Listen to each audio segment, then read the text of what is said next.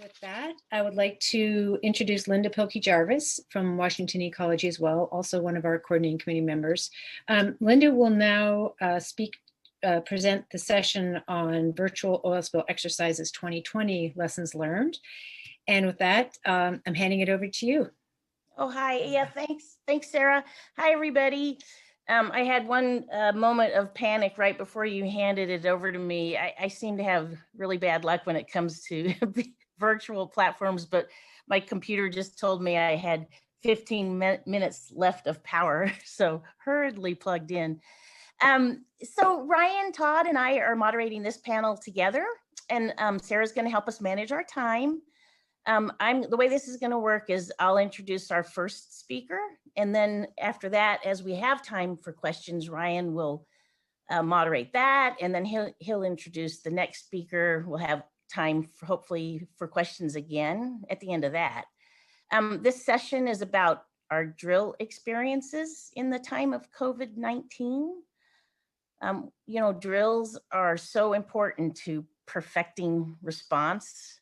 Drills build those muscle memories for us, especially in the earliest hours of a spill when it happens, when it can be a bit chaotic. So, you know, the idea that we may have had to lose some of that practice and muscle memory during this time was very painful to all of us in the beginning, the first few months of it. But in a very short period of time, after those initial couple of months, we have made major leaps in progress towards learning how to navigate virtual response and using drills to, you know, to keep our skills honed up.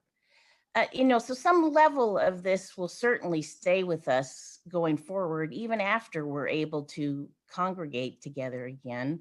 Nee talked about some of those reasons why.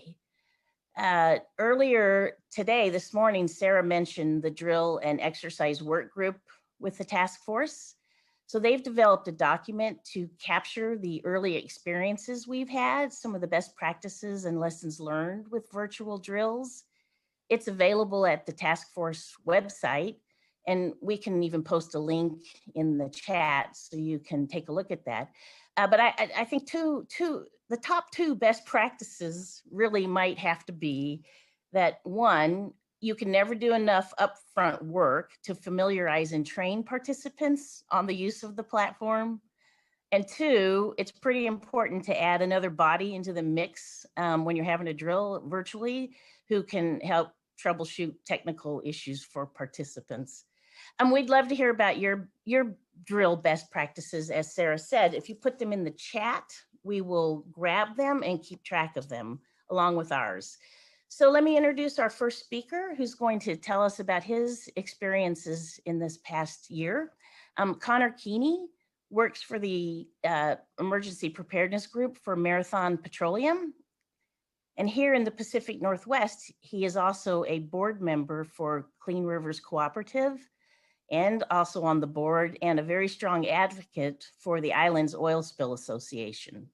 So Conor, can we get you on the screen now?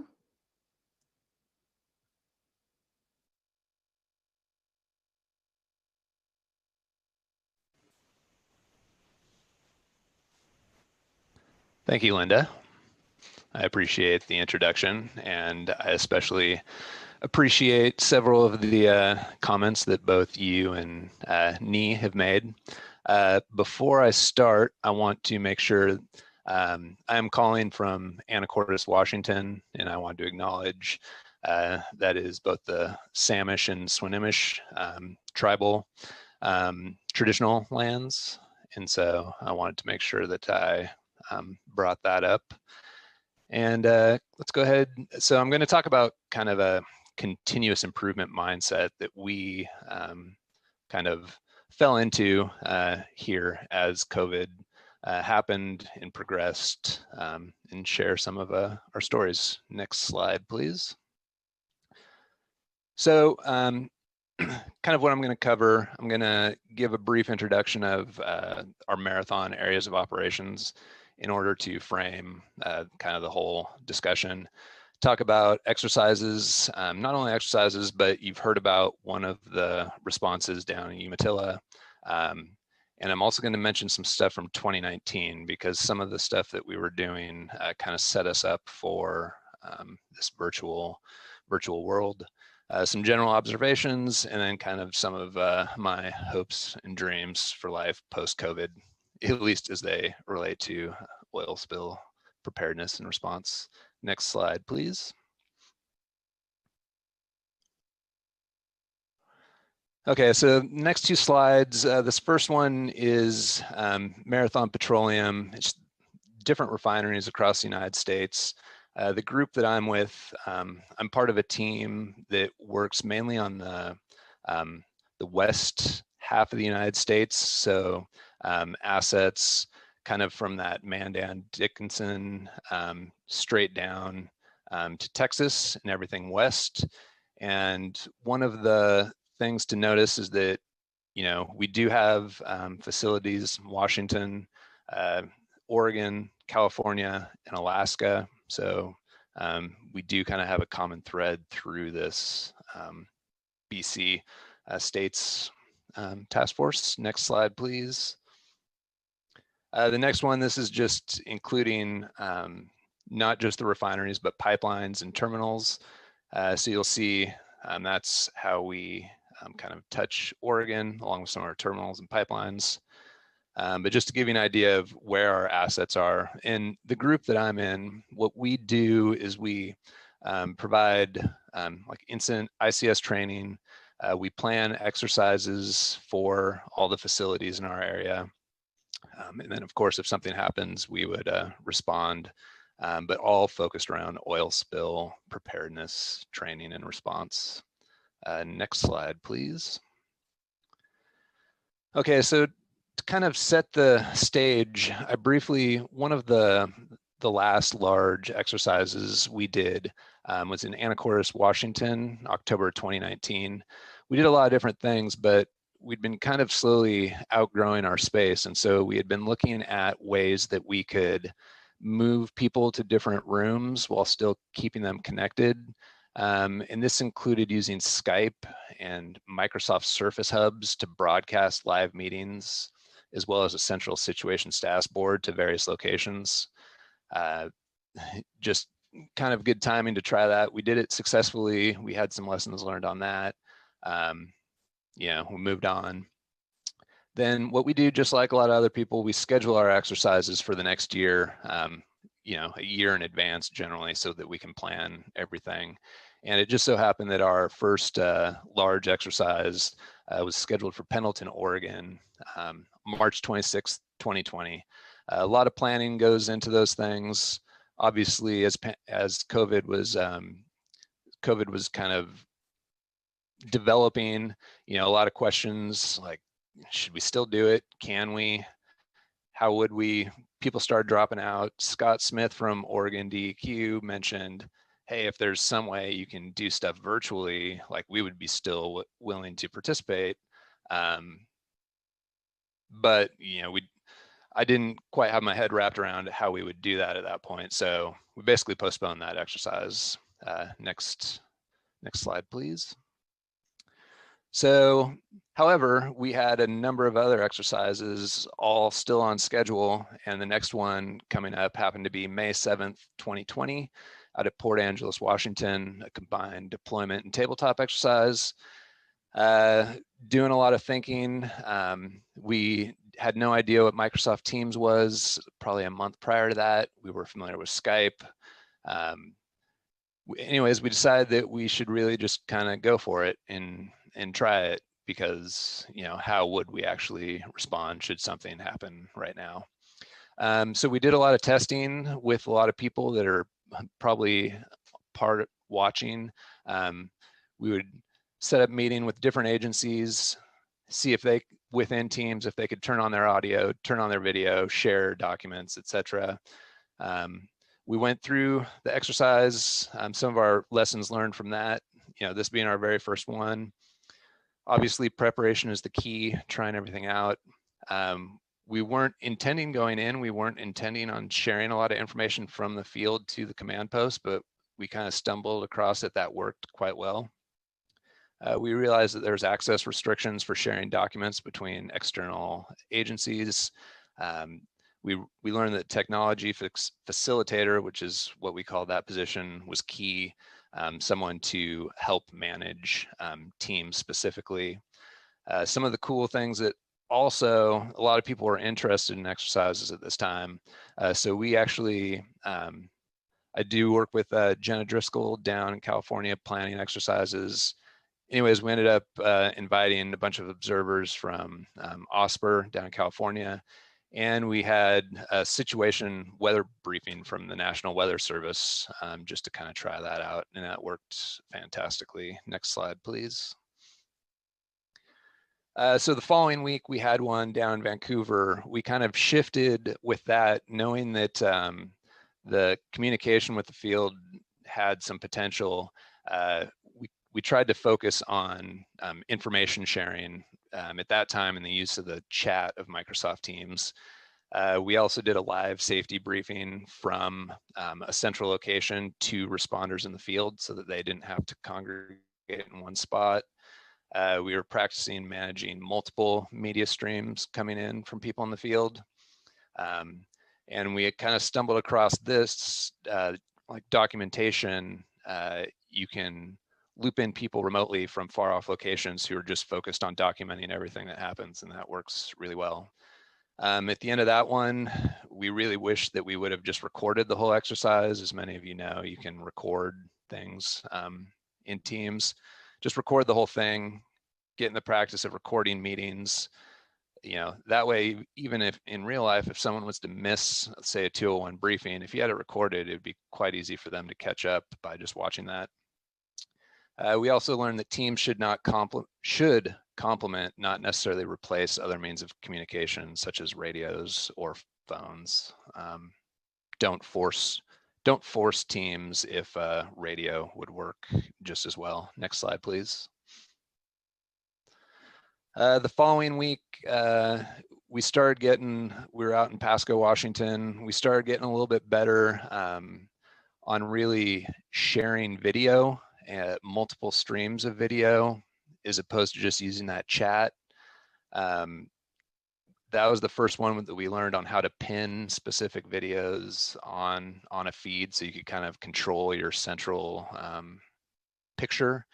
That was the first one that we included UAS or drones part of it.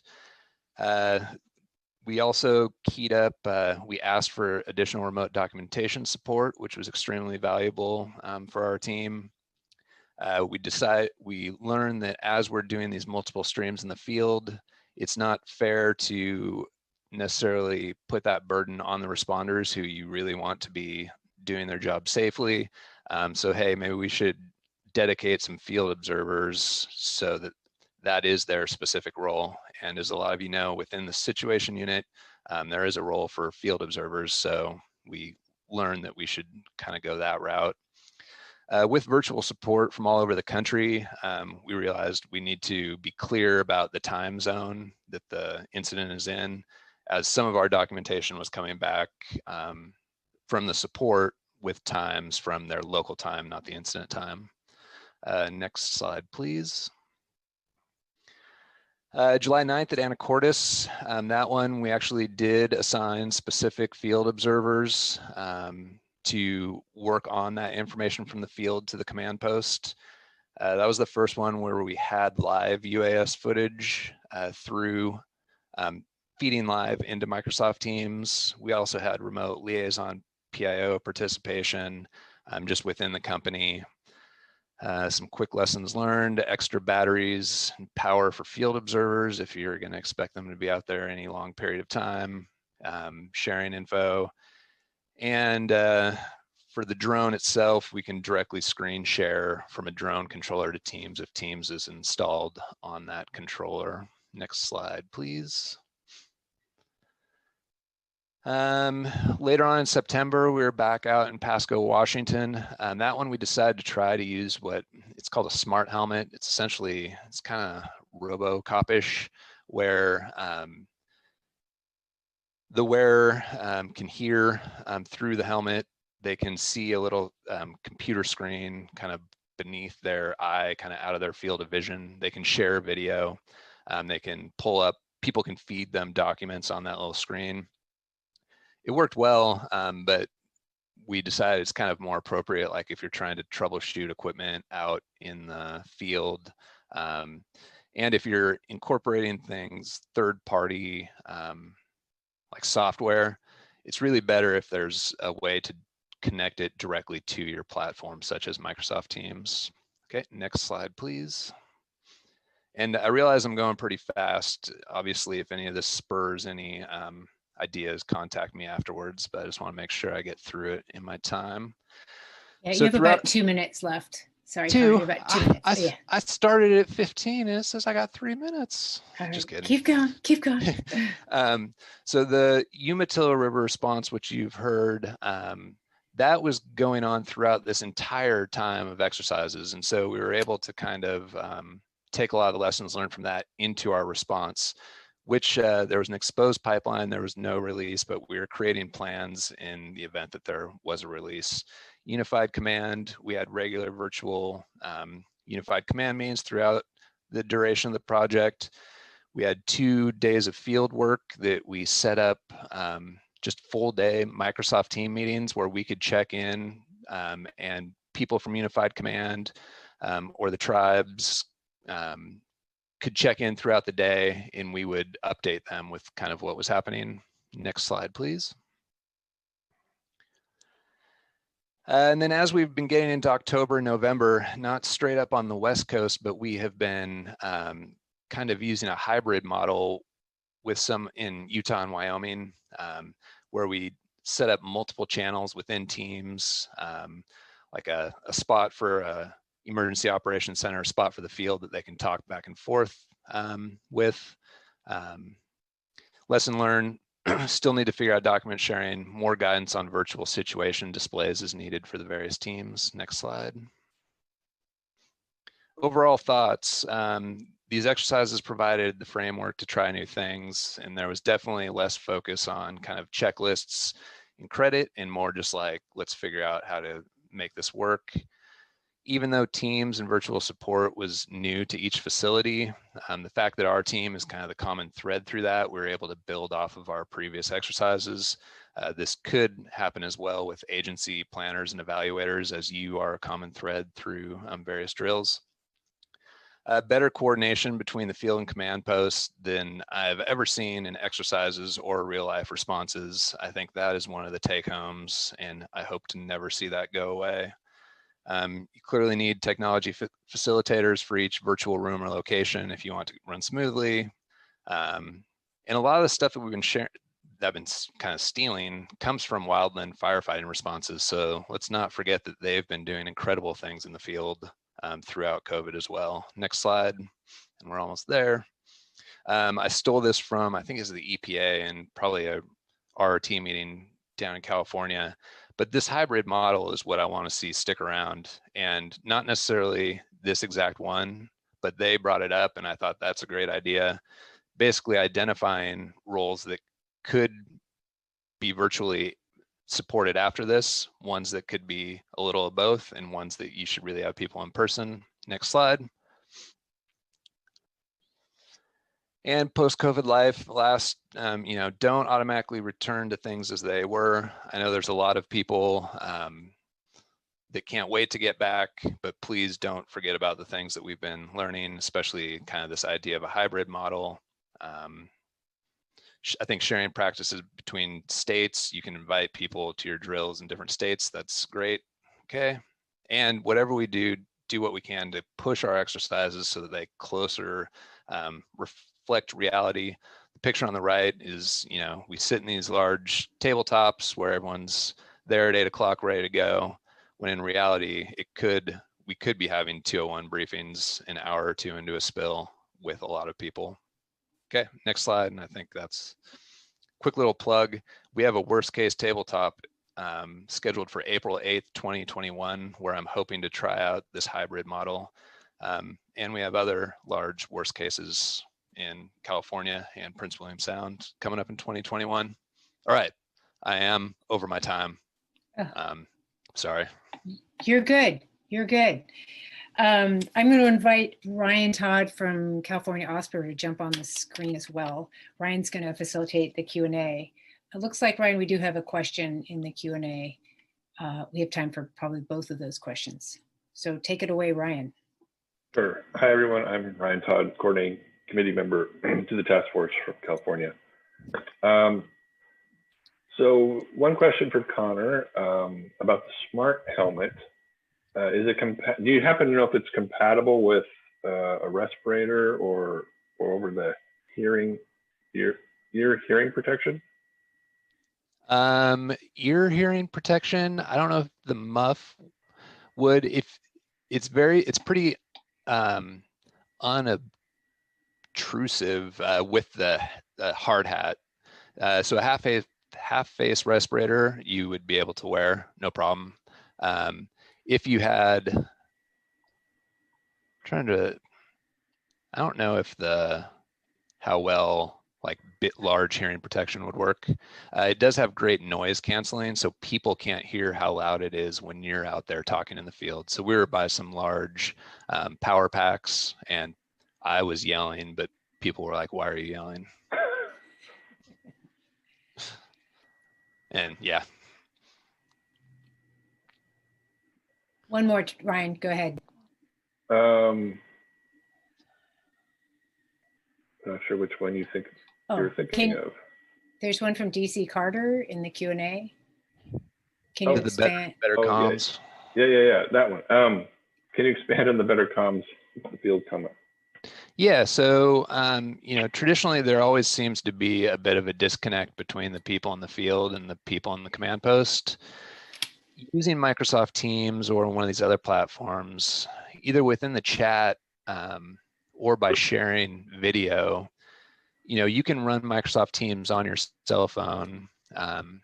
We have intrinsically safe cases so that we can be out in some of the areas if we were worried about that. You can take pictures of what you're seeing in the field. You can share video, and it's kind of all real time. And so I've seen more people in these exercises kind of really be appreciative of, they take part in exercises, but they never knew what that looked like, or it's just really cut down the barriers. And what first comments from Port Angeles, the initial incident commander, anyone who's ever had to make notifications on an incident knows that you repeat the same information, to a lot of different agencies, not only agencies, you're repeating it to people in your company. By spinning up a Microsoft Teams meeting where we had the EPA call into that one in the state, there was a lot less repeating of information and everyone being there together quicker so that you could just kind of share what's going on across those. So hopefully that. And then in additional things like getting drones up in the air and having aerial views extremely quickly, obviously helps that command post. That brings up one thing. One thing you got to keep in mind though, is that, kind of information overload from the command post, and like, do they need to be seeing all that? And do they just turn into a bunch of operations section chiefs? But that's, yeah. With great power comes responsibility or something like that. Right. Thank you, Conor. Awesome. Yeah. So Ryan, I'm going to leave you up there to just take it on to part 2 of this session, case study number 2. And thank you so much, Conor. Yeah. Sure. Thank you, Conor. Thanks, Sarah. So our next presenter is Chris Thixton. He's a supervisor with the Drills and Exercise Unit for California Offices of Prevention and Response. And Chris is going to talk about California's experience running virtual exercises. Take it away, Chris. Thanks, Ryan. Yeah, I'm Chris Thixton. I'm with Fish and Wildlife OSPR, as Ryan stated. I'm the supervisor for the Drills and Exercise Unit in California. We have 5 evaluators, drill coordinators, a tech person, and an admin person supporting the group. Next slide, please. Today, I'm going to touch on, in my allotted 15 minutes, OSPR actions in 2020, our crawl, walk, run to virtual exercises, how we have learned from virtual exercises, a cross-section of virtual lessons learned from industry, some data on the platform usage from July to November of this year, and then a tour of virtual exercises that similar to what Conor showed and what Linda was talking about. A lot of the information that has been presented earlier is similar to our encounters and our information. So it's good to see a common theme or interaction. Next slide, please. So in February of this year, we, as many people, we saw COVID kind of coming, trying to figure it out. And on the March 16th or the 13th, we shut down all exercises. So we had no exercises from March until early June. We lost almost 3 months of exercises. We were committed to exercising all plans, so we had to figure out what to do. We moved to encouraging plan holders to do virtual exercises or utilizing virtual platforms, but a lot of plan holders are still going remote, where it's your traditional conference call, email, phone, text, as if it was a response the first 1 or 2 hours as of last year. We're driving people to platforms, so we can't currently make them do that. Next slide. So our crawl, walk, run to virtual exercises. We migrated to Microsoft Teams in 2019. We were using Skype, but really didn't utilize Teams until COVID started. We were lucky enough to, through Conor and Washington State, were able to observe that exercise in May. And we were really excited about what we saw, and it motivated us to move forward as Conor did in Washington State. We reached out to industry to see if we could get how soon we could have a virtual exercise, and Phillips 66 volunteered, and we had our first virtual exercise in July of this year. Next slide. Our lessons learned: you need more people for everything. The design takes longer.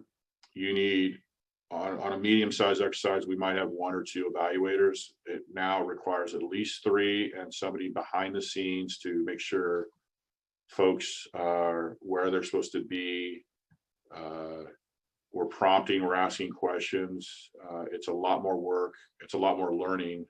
Even if we are the subject matter experts that we are becoming, it's still more bodies and more time. A lot of the problems that we're encountering are the policies that private companies have with data sharing. They just don't want to give us access, like, because they're IT folks, just like we have data sharing or sharing capacity limitations from our security. So that is an issue. And then I think the biggest thing is getting people to and embrace the technology to practice it. You just can't take an hour YouTube session the night before and think you're going to be able to move around within the platform. It's a lot more effort, and we utilize Teams for everything. I probably have 5 to 6 Teams meetings a day, and as Tom Cullen mentioned, you kind of get caught up in what medium am I in and what platform are we using. It's a lot, but it's saving a lot of time. That's what we have to use. Next slide, please. Now, this is a collection of lessons learned from industry. Not one company provided this, but it's a collection of comments. And it dovetails into some of the stuff we've already said. The platform is only as useful as the knowledge. Players need to come prepared. Another issue we're encountering is ICS knowledge. You could probably fake your way through some things at a traditional tabletop in person, but when you're on a video talking, as I am now, if you don't know what you're doing, it becomes apparent really fast.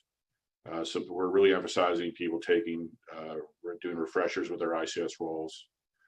Utilizing contractors who have expertise in the platform really helps. That's including hiring a spill management team or using in-house spill management teams or IT folks who can bridge the gap from boots on the ground as the commanders to becoming successful on the platform and providing that enhancing that virtual experience, excuse me. And as Conor mentioned, we will be utilizing some of these real world, the tools we're learning through virtual and the real world response. A lot of teams are saying they will be able to provide a briefing within an hour of an incident to a global team. Singapore, Tokyo, Hamburg, Texas, Washington, Vancouver. And also we'll be able to reach out to other regulators and stakeholders really fast to get people briefed up. Next slide. Here's our data from July to November this year. So we had 33 virtual exercises, and here's just a snapshot of some of the larger companies that are performing virtual exercises. And it's been quite an effort by those companies, and they really stepped up, and it's been great working with everybody on this. As you see, Teams is kind of the predominant platform. Some companies don't understand the platforms. They're just kind of, oh, I use Zoom because it's what they use at home. Teams seems to be the preferred platform. We've embraced it, as Tom said, at OSPR. It's our go-to platform. Next slide. And now here's going to be a quick virtual tour of our experience. It brings people together. This is the Chevron shipping exercise. So in this imagery, you have the administrator for OSPR, our PIO, the FOSC, and the SOSC, and our evaluator, and a lot of people. One thing I wanted to touch on, to date, we've had 127 exercises. As I mentioned, we were trying to not let anybody, if you were required to drill in 2020, you would drill in 2020. We allowed 2 large companies to do their NPREP CalTrivex, as we call them, next year, but they still drilled an exercise this year, and Chevron Shipping is one of those. So they did a medium-sized exercise to meet their California objectives, but with intent of still performing a very large exercise next year. Next slide.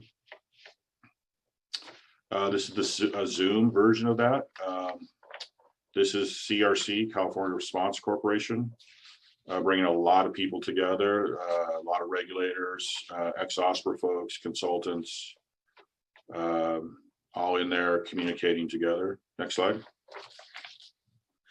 One good thing about the virtual platform, when you do have a safety moment or briefing in the command post, it's easy to go, hey, I got something to do. I'm going to go down over to my ops map and work on the board and ignore the briefing. The platform allows you to take over the screen and say, this is our message. We're doing a stand down, or here's a safety brief, to allow everybody to pay attention. Another good thing is the sign-in sheet in Teams. You could just send a chat and you could sign in and put your name and phone number, and then that can be utilized as a platform to collect information for the ICS 211. Next slide. Next slide. Here's another one where staff are identified. This is Beacon West. They are doing an exercise for a platform off of Santa Barbara and the Santa Barbara Channel.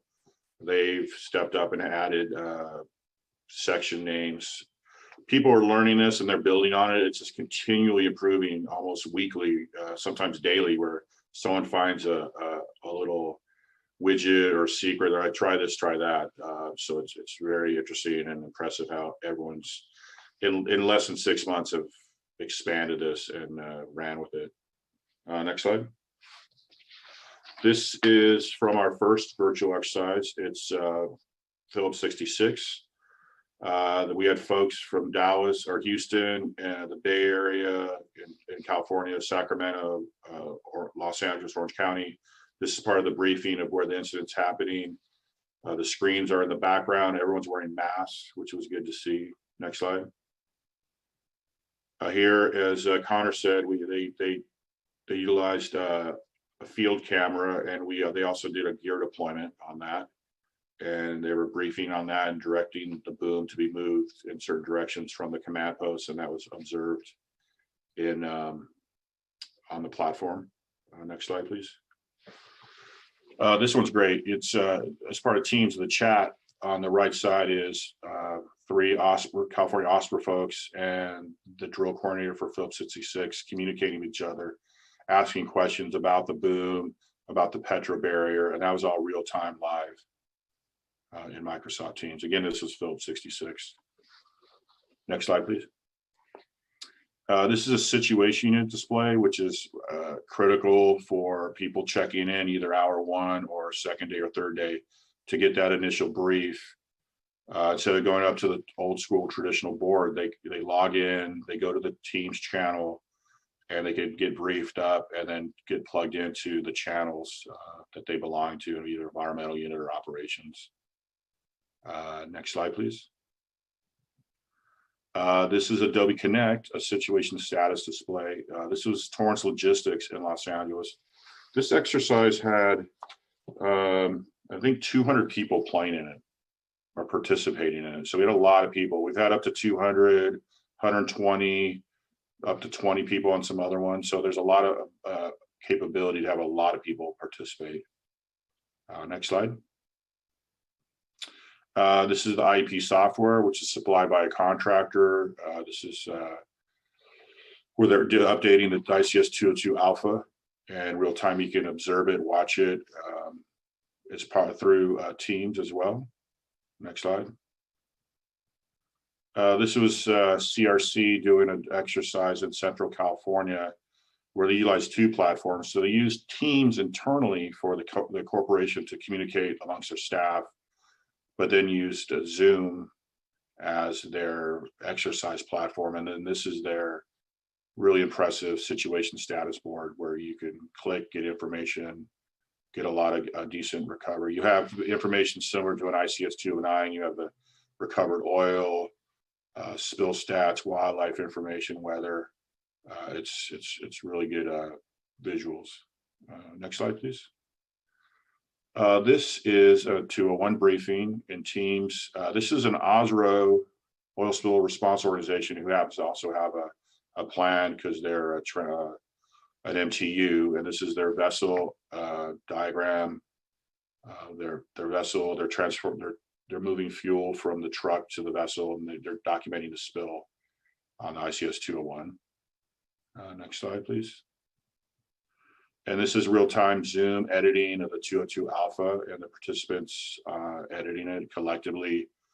You know, one issue is you do need facilitators. If certain people are not supposed to be in a room, it's hard to exclude people in a virtual platform. But we really haven't had any gate crashers or virtual crashers yet, and any incidents or any drills. Next slide.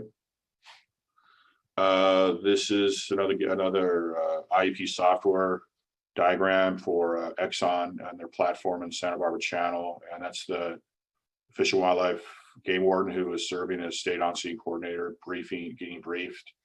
On this graphic, you can see the sensitive sites displayed on the map. The NSRC's vessels out on the map collecting oil as part of the exercise. Next slide. And then we're also using virtual platform for observing gear deployments. We've used people just pulling up their iPhone and doing a video chat, but also this one we were able to tap into their security cameras, and they were able to zoom in and out. We were able to monitor for twists. If you look right off there's a little twist starting on the boom, and our evaluator was able to make note of that to tell them to be aware of those situations. Next slide. I think that was the last slide. Oh, okay, there's a couple. So this is an example of a channel where you can put all the documentation in. This is the environmental unit, and they're putting in strategies from the ACE Area Contingency Plan. This is in the Bay Area because it's ACP2. They're putting up shoreline treatment recommendations, sampling plans, scat plans, waste plans, all available for all the players to review, come in and out of the document or the platform and look at forms. Next slide. This is a couple snapshots, 3 examples of chats. One's a unified command doing a message. Another one's an inject, where you can do injects through chats. Another one's just a message about what's been approved. I've scrubbed some of the plan holders' names off this for confidentiality.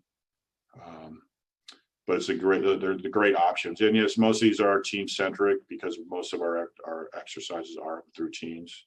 But I did show some Adobe Connect and Zoom. And I think there's one more slide. And that's my contact info. So if there's any questions that aren't answered here, or you want to ask me anything, that's my contact info. So feel free to contact me. Great, thanks, Chris. Sure, Ryan. I do have a question that I will pose to both you and Linda from Washington. Can you speak to, are any unannounced virtual exercises occurring, or are there plans to develop that program?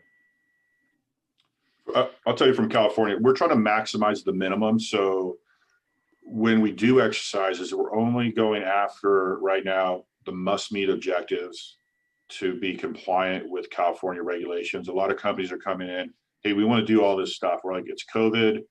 We're just learning the platforms. Let's focus on what we need to do. And then next year, as we develop the skill set, do unannounced. So far we have not, let me back that up. We did participate in an exercise with Bessie on a platform. We evaluated it. It was unannounced on the platform, so it was a little awkward on accessing the platform. After a couple hours, we were able to gain access, but it wasn't smooth, and we were guest observers, so it wasn't very smooth. I think, to be fair to industry, before we do unannounced, we'd have to make sure it's pretty seamless and work the system out first. And this is Linda. In the Pacific Northwest, I don't know of any either. And from my perspective, it's been a real sort of the time has gone by in a blur and in a rush. And I said earlier that we've made just a tremendous amount of advancement in a short period of time, as all of us are just learning about the virtual platforms. But we also, in the companies and agencies alike, have a lot going on with COVID too. So, really, I think for us, just to get all the exercises done this year has been huge. And, we'll see what happens next year as we continue to wait till this pandemic it gets to a better place. And Ryan, I'd like to say, it's pretty impressive that we, as Linda said, that we were able to evaluate all the plan holders who were supposed to drill this year. And we couldn't do it without the support of Tom Cohen and all the OSPR folks. And we are furloughing staff. We have 2 of my group are supporting COVID tracking tracing. So they're not even with us right now. So I basically have 4 coordinators doing the work of 6+ people virtually. It's that the group is, I'm really proud of the group. And as Tom said, it's great to work with OSPR and with the BC States folks, everybody. It's just been a really challenging time, but I'm sure we'll look back and go, wow, 2020. Yeah. Right. Okay, thank you, Chris. Thank you, Sure. Connor. And unless you have anything else. Thank you, Linda, Ryan. take it away. Okay, sorry to jump in there on you, Ryan. This is Sarah again. So thank you so much, Linda Pilkey-Jarvis, Ryan Todd, Conor Keeney, and Chris Thixton for an awesome session. That was fantastic. And so that document that was referred to earlier of lessons learned from drills and exercises will be posted in the chat momentarily. And that's just a culmination of some of the takeaways from the organizations from the task force jurisdictions on their experience with drills and exercises during COVID. So at this point now, we're going to